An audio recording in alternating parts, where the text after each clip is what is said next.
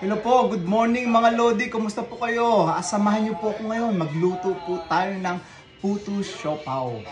Ito po, sisimulan ko po sa nag-mix po ako kanina ng ingredients ko para sa puto siopaw. And then po, isasalin na natin dito sa ating mga hulmahan.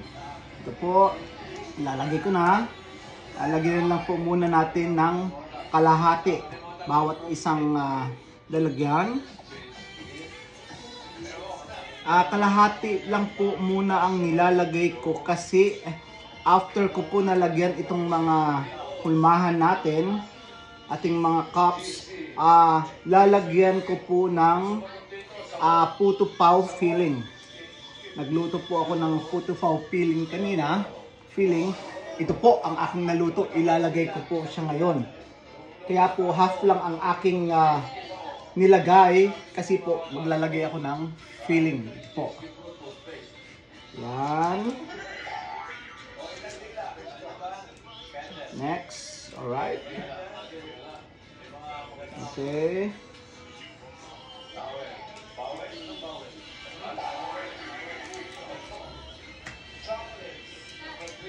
Oh, natapon.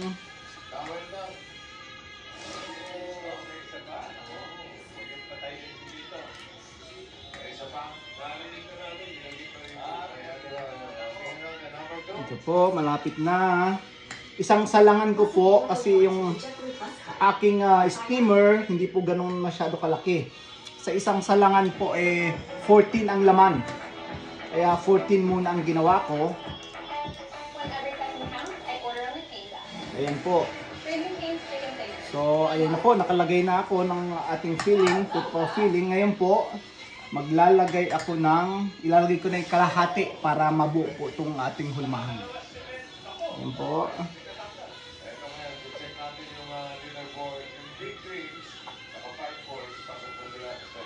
Napit na po, tapos isasalang po natin siya in few minutes.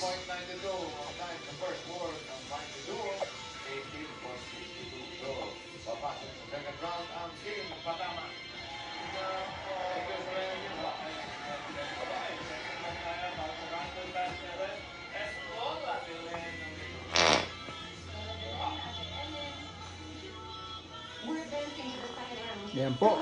Tapos na. Okay. Isasalang ko po siya. Magpapainit pa po akong tubig. Nakalimutan ko magpainit ng tubig.